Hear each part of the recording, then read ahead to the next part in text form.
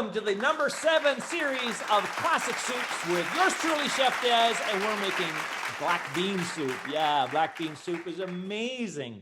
So this recipe I actually wrote for a client of mine. Years ago, I used to be a personal chef. So a personal chef is you go to work, I come in, I do all your grocery shopping for you, cart it all in. While you're at work, I prep all day long, putting stuff in the freezer, labeling it, reheating instructions, some stuff in the fridge. And then I clean up your whole kitchen and I'm gone. And you have meals and meals and meals to last you for quite some time afterwards. And man, that was a lot of work. But I tell you, this one client of mine, she wanted a good black bean soup. So I wrote this recipe for her and she loved it. It was one of her favorites and one of the regular recipes that I made there as I was doing that personal chefing. So I'm very happy to be bringing it to you today. This recipe is also featured in, you got it, The Best in Your Kitchen. So if you haven't got a copy of this yet, I don't know what's happening, and you better order a couple or maybe order something for Father's Day here because that's coming up. And that would be great if you do. My next book, Cooking Around the World with Chef Des, it's finalized. It's finalized. And I'm working on the index right now. So that's the one thing I left out of this book, if you didn't notice that already, was an index at the back because it's very tedious to go through and make an index. And I thought, oh, it's going to create so many more pages. It's going to increase the cost for people. I'm just not going to do an index. And that's probably the only one complaint I've ever had about that book was that there's no index. So that's what I'm working on for Cooking Around the World with Chef Des. It's going to have a full index at the back. So it's going to make it easier for people. It's going to take up some more pages, but hey, that's okay. People want it. So I'm going to deliver and it's going to be even better than this one, I think. So it's really great. So all your favorites that we've been doing, minus the ones that are already in this book that we've been doing, but all your favorites, plus a whole bunch more new ones. Probably my favorite one already, if I had to choose, was my chicken marbella. So it's chicken with prunes and olives. So it's savory and sweet and it's just baked in an oven on one big sheet pan. You marinate it for like 2 days, throw it on a sheet pan, bake it off, you're done. Lots of sauce to go. I mean, it's over the top. It's really good. But if you've never had a chicken marbella, look it up online and man, my recipe for it, over the top. You're really going to enjoy that book. So I'll just keep you posted, keep teasing you with it. And let's get started, folks. You guys excited for black bean soup? So prep list sent out to you. Okay, we're going to get started and we're going to start off with bacon. Now, if you're not doing it with bacon, and I'm going to tell you exactly what to do. Once we render the fat off this bacon, you're going to find, I mean, depending on how fatty your bacon is, you're probably going to have about 2 or 3 tablespoons of fat left in the pot, okay? So if you want to make it completely vegetarian, skip step number 1, and you're going to start on step number 2, putting the pot to medium heat, adding a couple tablespoons of olive oil, and then going through and following the recipe, adding your vegetables and making the whole thing from there. So you're just limiting step 1. For those of you joining us in the Bacon Festival tonight, we're going to start with our 125 grams of bacon. Let's bring you over to the soup pot so you can start getting excited about the soup pot. Hey, he's breaking out the soup pot. Let's get busy. All right, and we'll bring you a little closer, put you up on a pedestal there. And there's my soup pot. So you want to choose a soup pot that has a lid, folks, a lid. Yes, we're putting our tops on. No more topless cooking tonight. Well, we'll do a little bit of topless cooking, but right now we'll be doing some topless for the bacon, but we will need that lid to sweat the vegetables, and we'll talk about that. Let's turn on our pot to a medium high if you're doing the bacon. If you're not doing the bacon, hey, just sit tight, relax, and just keep looking good.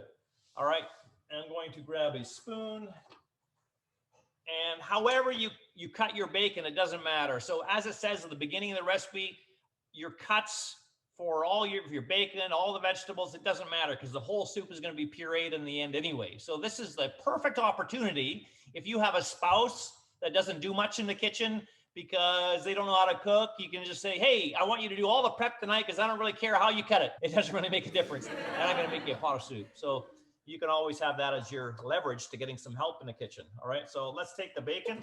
Let's put it in that pot. And all we're going to do is we're going to make sure it's cooked.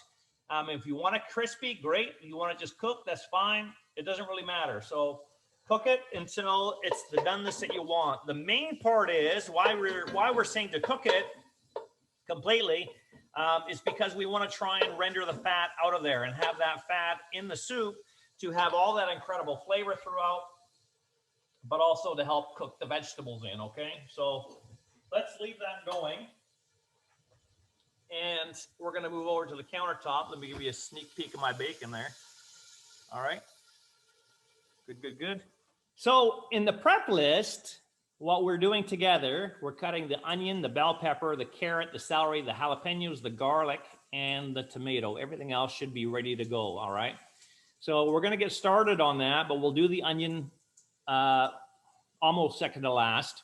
We're gonna do it last out of the first part. So if you get familiar with the recipe, and what I tell people to do all the time, not only get familiar with the ingredients, which you have to anyway, because you have to do your shopping, but get familiar with the instructions below, no matter if it's a Zoom class or just following a recipe, because it can help you with prep. Let me explain. If you look at the instructions in step number 2, to be specific, the onion, bell pepper, carrots, celery, jalapenos, and garlic are all going to be added to the pot at the same time. So instead of you prepping it all separately and have all those bowls lined up on your counter, all you need is one bowl, and you prep the whole thing into that one bowl. The onion, bell pepper, carrots, celery, jalapenos, and garlic in one bowl. Okay, so that's what we're going to do. We're going to work on just that one bowl, those handful of ingredients right now. We'll do the tomatoes later once our vegetables are sweating, because that's a different section.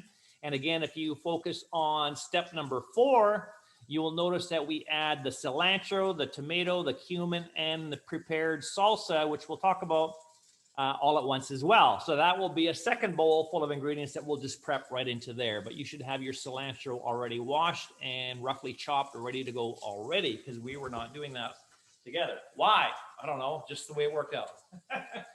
I'm just gonna give my bacon a stir. You guys do the same thing. Give it a good stir occasionally, right? And we'll just let it sit there and get all happy. We like happy bacon, right? We do, we do, we do. Let's get a cutting board. Let's get a knife. Let's get busy, baby. We're cooking live. All right.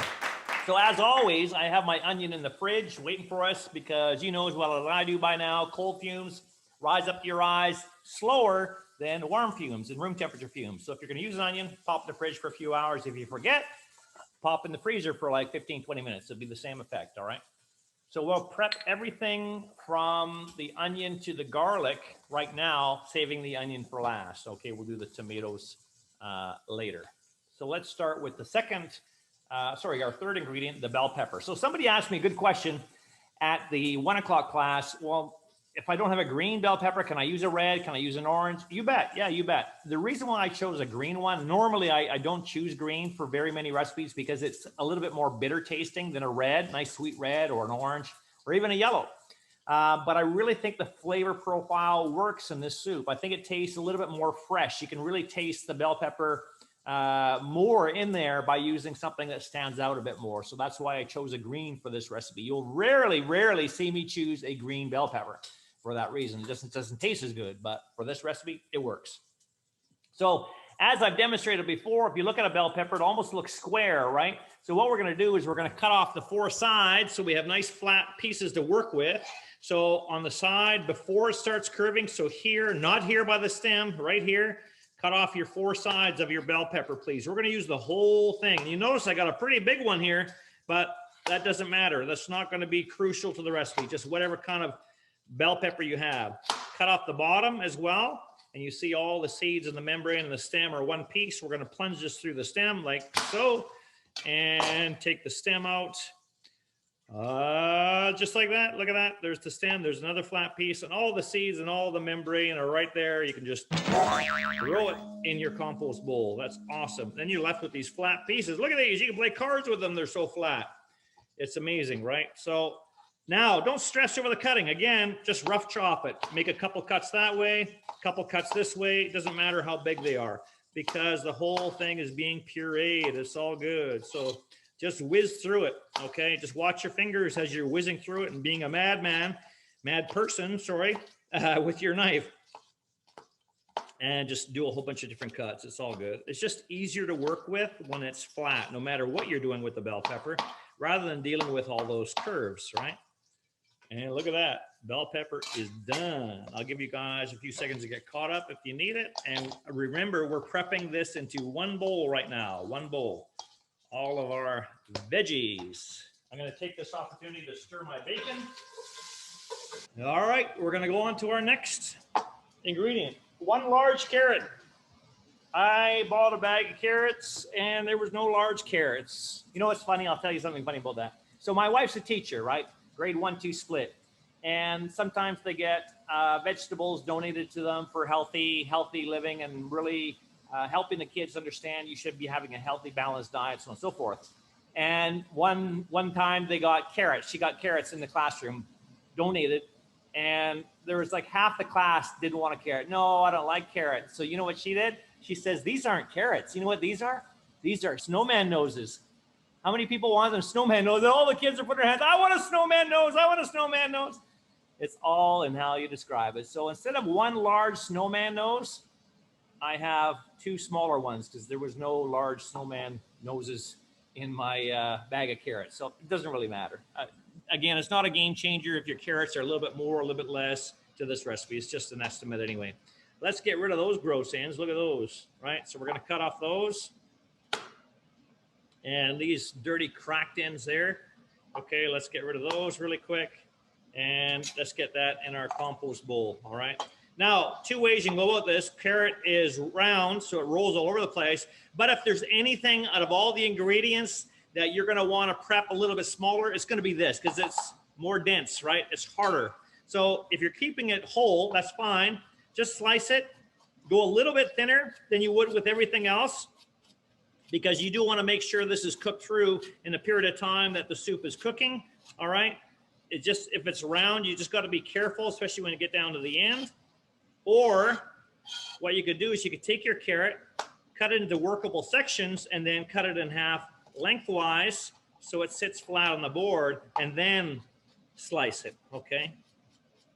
It's all about getting that carrot flavor in there and having the carrot cooked enough so it can puree. Again, cutting it in half, sitting them flat on your board, and slicing them. This one, again, a little thinner than everything else because it is the most dense. And I'm not calling my carrot stupid. I'm calling it hard, all right? It's all good. And let's add that to the bowl with the bell peppers there, okay? Great, awesome. So we have bell peppers, we have carrot. Again, I'll give you a couple seconds to get caught up if you need it. I'm just gonna stir my bacon. I'll show you that bacon when I'm done. I love bacon. Feel free to just be careful, but to take a little bit of that bacon fat and rub it behind your ears. Your spouse will be snuggling up to you in bed. Oh, honey, you smell so good. They'll be nibbling on your little earlobes, right? It works every time, trust me. My wife is gonna give me heck after this. I know she is. Anyway. Celery. 1 large celery stalk, okay? Again, we're gonna cut off that end, right? We're gonna cut off this end because it looks gross. We don't want that in there, so let's cut off the gross ends. That's a technical culinary term, by the way, gross ends. You'll see that in the culinary textbooks, you check, all right? And then we're taking our celery stalk and let's cut it in half so it makes it easier, and we're just going to slice it, rough chop it, whatever you want to do. Doesn't matter if it's big pieces, small pieces, it's all going to be pureed, and celery is soft. It's not dense and stupid like the carrot. Kidding. Carrot's going to have hurt feelings pretty soon, right?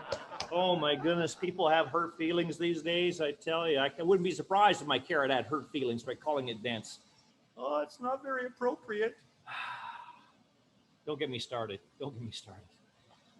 All right, I'll give you guys a little bit of time there. Get your celery done. 1 large celery stalk. And again, if your celery stalk is a little smaller, a little bigger, it's not a game changer. It's totally fine. It's all good. All right. My little piggy in a pot is doing good. Okay, we're going to work with jalapenos next. Fresh jalapenos. Now, I got a couple things to say about this. Number 1, these are hot peppers. You guys know that already. So I want you to wear gloves, or if you're going to handle with your bare hands, wash in cold water when it comes time to wash your hands. Don't wash in warm, don't wash in hot. Cold water, with or without soap, it doesn't matter. Washing in warm or hot, the pores of your skin are going to open up. Those hot oils are going to get on there. And even when you think your hands are clean and you're going to touch your eyes, your nose, or somewhere else, and you're going to be in pain, you're not going to be happy. And you say, Des warned me, and now look, I'm crying the blues. Woo! Right? So don't do that. okay? Cold water or gloves. Now, we use fresh jalapenos because I really believe a black bean soup should be just reeking of all these fresh, maybe reeking is not the best word, but have all these fresh vegetable flavors coming through at you, right? A black bean soup is just not canned black beans that are pureed, folks, with a little bit of stalk. No, that's not it. There's no complexity to that. We need these fresh bursts of flavor, and that's why we're having the onion, the bell pepper, the carrot, the celery, the tomatoes, the jalapenos, the garlic. All this stuff is going to be screaming through and build complexity. It's really important to have a party in your mouth. So these fresh jalapenos are going to do that trick, okay? In Mexican Can I food, share a tip, Dad? yes, go for it, yes. At Superstore, you can't buy single jalapenos anymore, and so you have to buy a package of them, and they come in about 6. And so I got into the habit of hucking them in the freezer, and then I just used my microplaner, and it tastes almost as good as fresh, but better than anything. You're not wasting them, right? Yeah. So it's a good way to have them on hand, and then you always have them. Yeah, good tip for sure. Now, the only thing I would advise about doing that, what Shannon was saying, that if you want the full heat of the jalapeno, then you freeze them whole, because you're going to have the seeds of the membrane in there when you're grating them or whatever. So it's going to be full heat. So what I'm going to tell you today, if you want full heat, hey, just chop them up the way they are, full on whole. If you want them medium or mild, then you need to take some of the seeds of the membrane out. So that's what we're going to show you tonight, how to do that. But you could, when they're fresh, do the same thing Shannon was talking about, slice them in half, take a spoon and scrape out the seeds of the membrane, then freeze them in halves. So you can do that.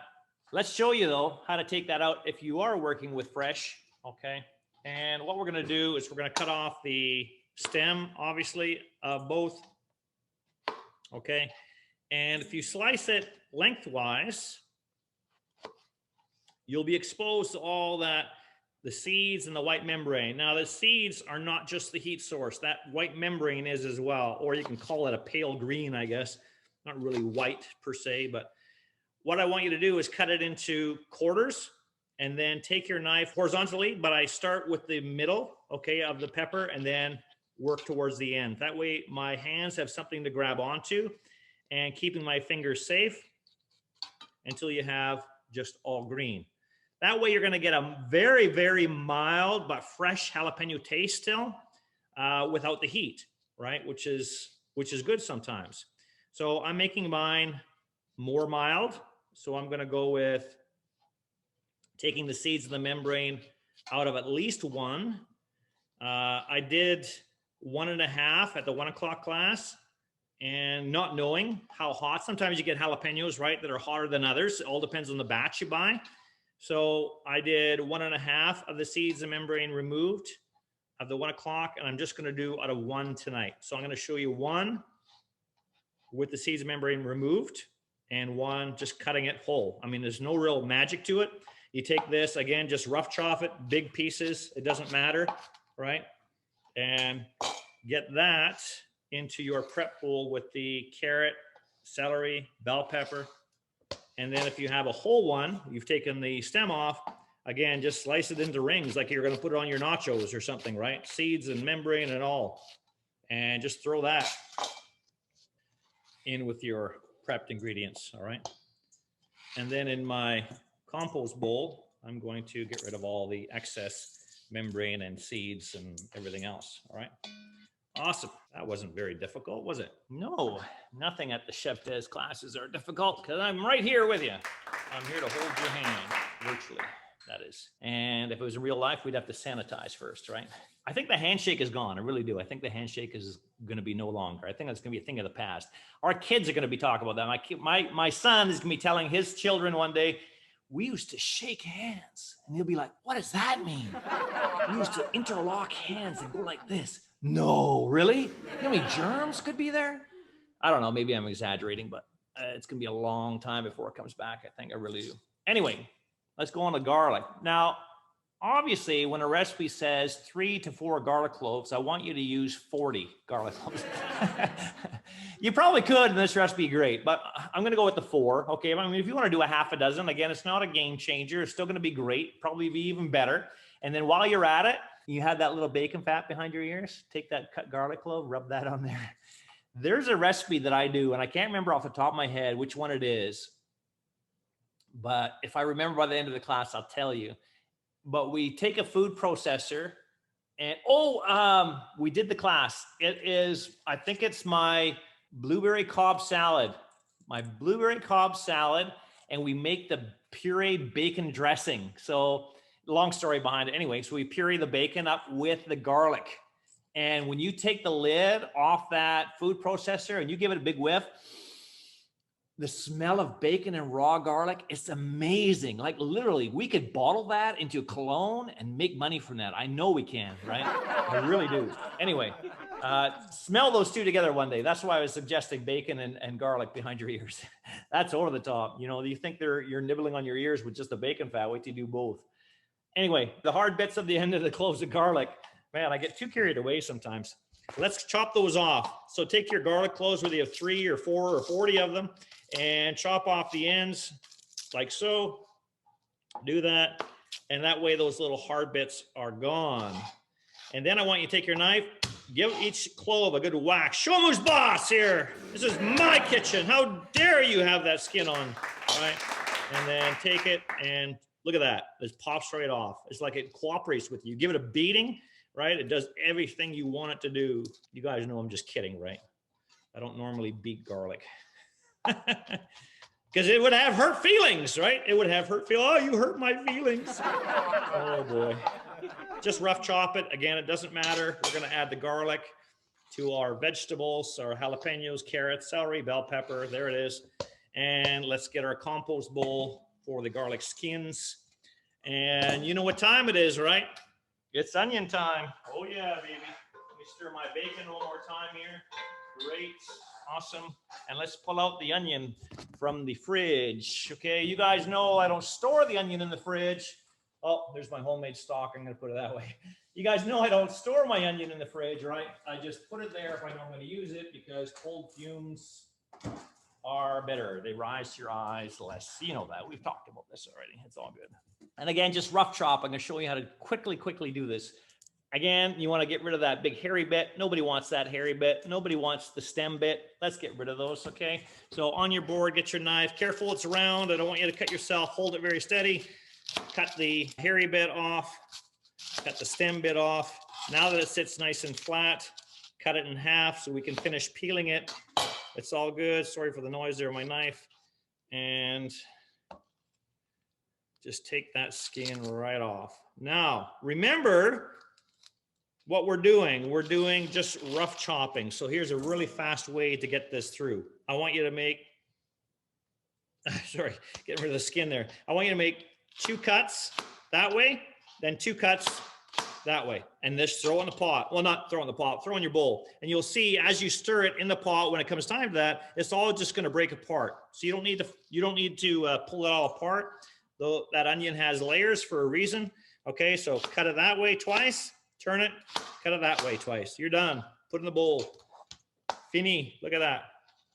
So that prep for that part of the recipe is done. We'll do the tomatoes a little bit later. We're going to get back to the soup pot. But what you do now with all those onion juices on your board, and the fumes are going to come up to your eyes when you're cutting your tomatoes, right? And you don't want to cry? Flip it over. Just remember to wipe the counter afterwards, all right? There's my trick of the day for you. Trick of the day by Chef Des. All right, let's bring it back. Bring it back. Do-do-do-do. Bring it back to the soup pot. Do-do-do-do. There's the soup pot. All right, it's all good. Let me show you this luscious little piggy we have cooking in there. Oh, yeah, baby. Can you see that? See that? Look at that. Nice bacon. So my bacon is crisp. Hey, it's whatever you want to do, right? Let me grab an oven mitt so I can tip my pot. And I'm estimating, if you look in there, probably a good, mine was pretty fatty, that bacon, so a good, easy 3 to 4 tablespoons of bacon fat in there. But you know what? Because it's bacon fat, that's flavor, baby. That's all good. So we're just going to keep that in there. Again, if you're doing vegetarian, not doing any bacon at all, no bacon fat, just do a couple tablespoons of olive oil, and that should do you, all right? So if you look at the recipe, that was step 1. Step 2 is turning that heat down, okay, because we had it medium-high to begin with, turning it down to medium and adding that bowl full of ingredients. So the onion, carrot, celery, bell pepper, jalapenos, and garlic are all going in there. Hear that sizzle? You want to hear that sizzle when you put that in there, that sizzle of the bacon fat or the oil if you're doing oil. And what it doesn't say in the recipe ingredients, but it says in the instructions to give it a good shake of salt and some pepper. The salt especially you need at this point because we're going to be sweating the vegetables, which means getting the juices out of them. And the salt is crucial to do that. So give it a good shake of salt or two, a good few grinds of black pepper. Give it a good stir to get it coated with the salt. Okay. Oh man, that smells good. Yeah, you're cooking live tonight, baby. And we're going to put that lid on there. Let me show you. I'm so excited. I want to just show you this. Look at that. Look at all those colors. Oh, it looks good. And have those little hints of bacon in there. Awesome. Put the lid on. Let's set a timer. The recipe says 5 to 7 minutes. So you know what? We'll go 6. And we want to sweat these medium heat for about 5 to 7 minutes until those vegetables are soft. So remember, as I always tell you, cooking is never time. Cooking's never time, right? It's texture, it's taste, it's internal temperature. So what we're doing is sweating. We put our tops back on now. Okay, our tops are coming on, the party's over, right?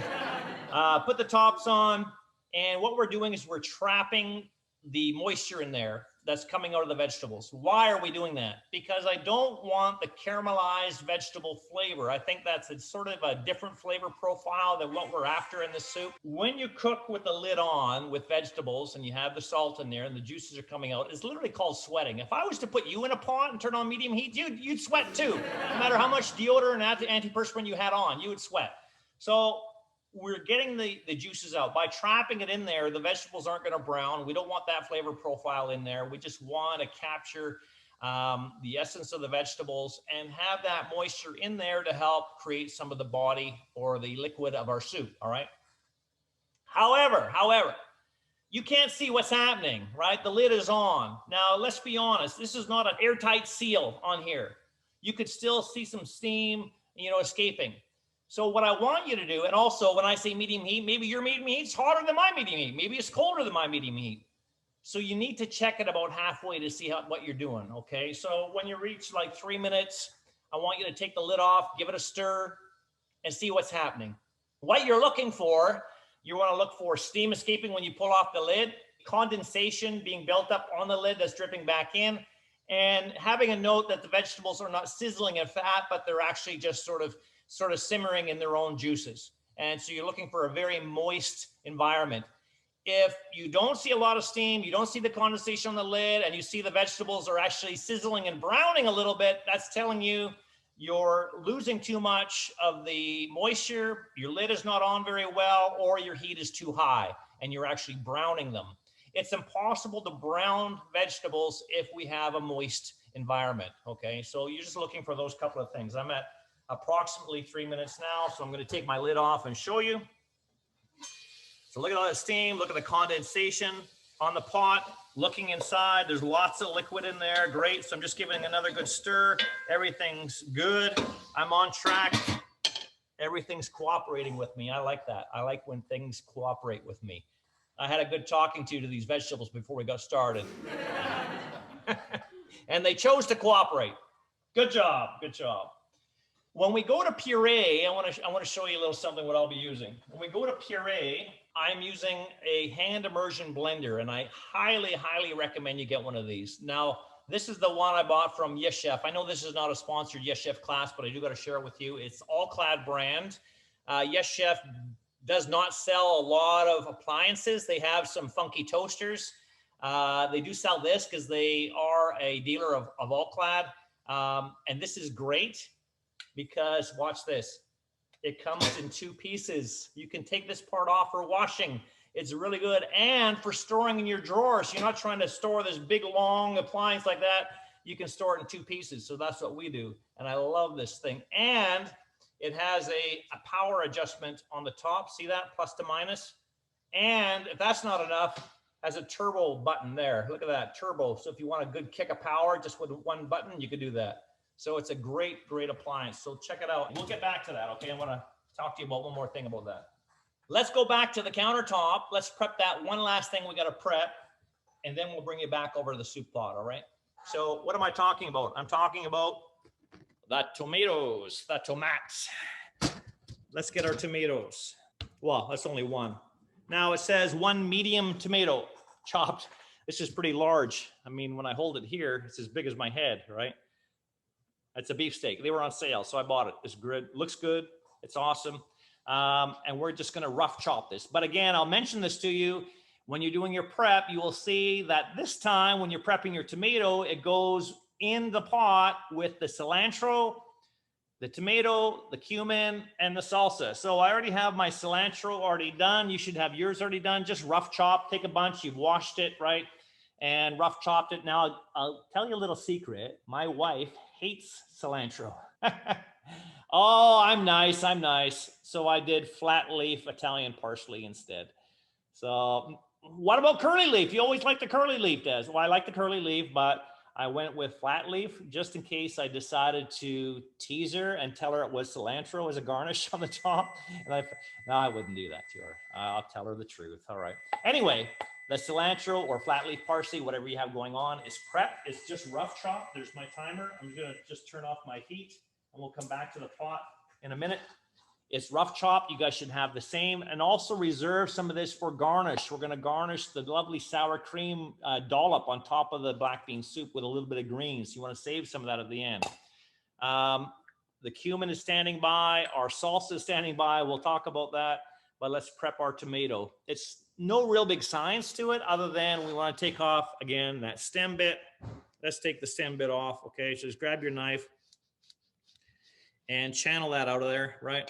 Put that in our compost bowl. You could do this a couple different ways. You could cut it in half and then have it sit more flat, or you can just hold it steady and make some big slices. Remember, don't do any more cuts than you have to, because it's all going to be pureed anyway. And tomato is really soft, so just a few that way.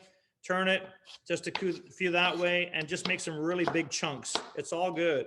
There's no real rocket science to this. A monkey could do this. It's so easy, right? It's all good. Just rough chop it however you want, right?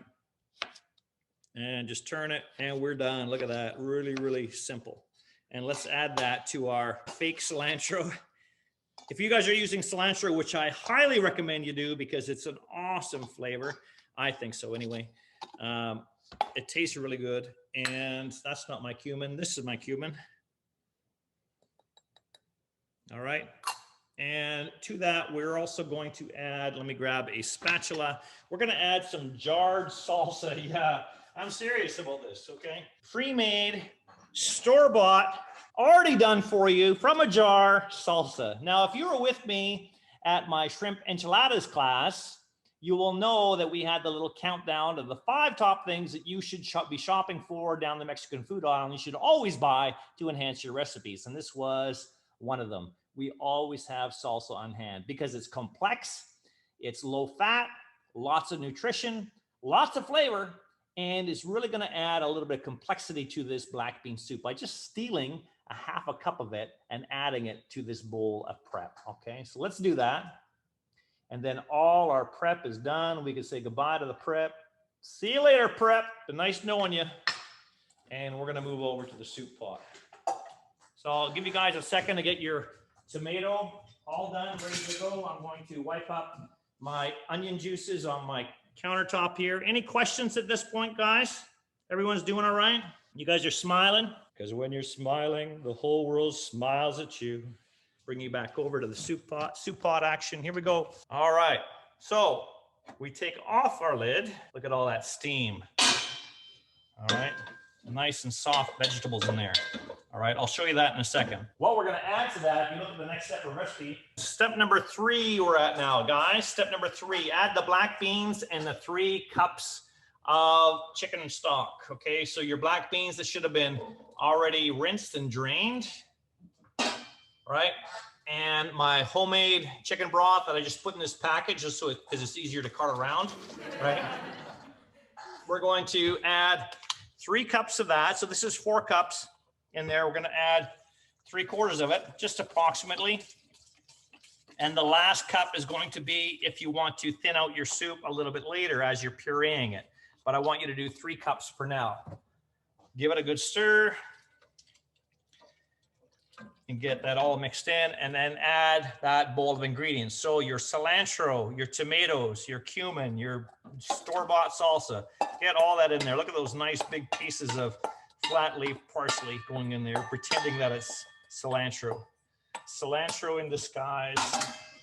Is it supposed to be back on the heat? Yeah, you can keep that on. Sorry, I did take mine off. Put it on medium. Sorry. Yes, put it back on. Thank you for that, Terry. Yeah, get the heat back on medium, okay? Because you got to heat the whole thing up anyway. So you might as well heat as you puree. It's all good. Wow, look at this now. Let me show you now. When you just look at that, right? You can just see flavor. I mean, it's just awesome. Look at those big leaves in there and the chunks of tomato and onion, all the vegetables. Wow, you just know this is going to be good. You really can. So at this point here, we're going to break out that hand blender. Okay, so we're in step number 4. Add the cilantro, the tomatoes, the cumin, and the salsa. Puree with a hand blender until smooth. Use the remaining 1 cup of chicken stock to thin your soup to your desired consistency while pureeing. And then season with salt and pepper to taste. We'll get to the seasoning part together, okay? But let's break out that hand blender. Now, there's one other thing I want to talk to you about. Now, I'm not trying to hurt anybody's feelings, all right? But I was talking to somebody years ago, right? And they were telling me about, what's that thing called? Oh, Vitamix, right? And so if you have a Vitamix, hey, I'm not trying to hurt your feelings at all, okay? But I was trying to understand, I was trying to wrap my head around the whole Vitamix thing. And I said, okay, so you just spent $800 on a blender. Oh, no. It's more than a blender, they told me. Okay, well, how is it more than a blender? Well, it heats as it purees. It does both. Okay, well, I'm thinking, well, this purees, my pot, which I already own, heats, and I'm pureeing and I'm heating at the same time by using this. Oh, no, but it purees better than this. Well, how much more puree do I want than what this is going to do? Like $800 more? Anyway, if you guys have a Vitamix and you want to share why it's better, then please do that. Because in my head, my logical accounting brain, I just can't compute how much value I'm going to get out of spending $800 on a Vitamix when I can have an unlimited size pot. I could have like a 10-gallon pot and use where you're only limited like a blender size on there. So buy one of these. It's so worth it. It's so worth it, right? What happens if you haven't got one? If you haven't got a Vitamix either? You know what you can do? You can take this before it gets too hot and put it in batches in a blender, okay? Or put it in batches in a food processor. You have to do it in batches because obviously there's a large quantity, and then put it back in a pot and heat it, okay? You can do that as well. But these are great, really, really good. I'm gonna give you a tip with this too. So the most obvious thing is you wanna keep it submersed in the liquid. Otherwise it'd be spraying all over the place. If it's spraying all over the place, I want you to go like this.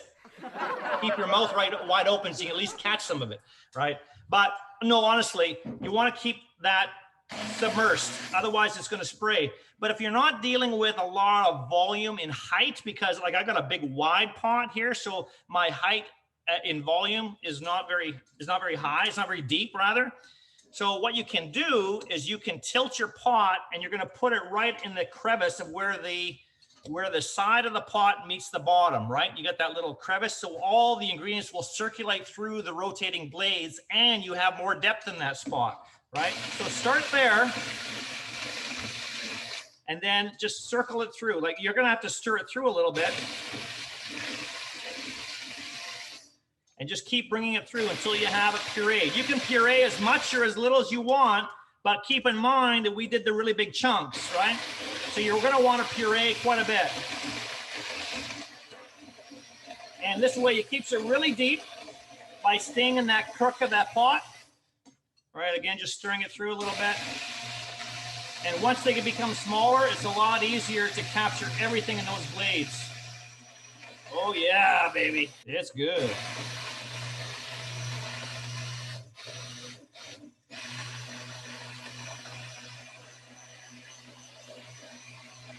All right. we're still have the heat on, okay? We're heating as we puree, just like a Vitamix, but for a lot less money. It's all good.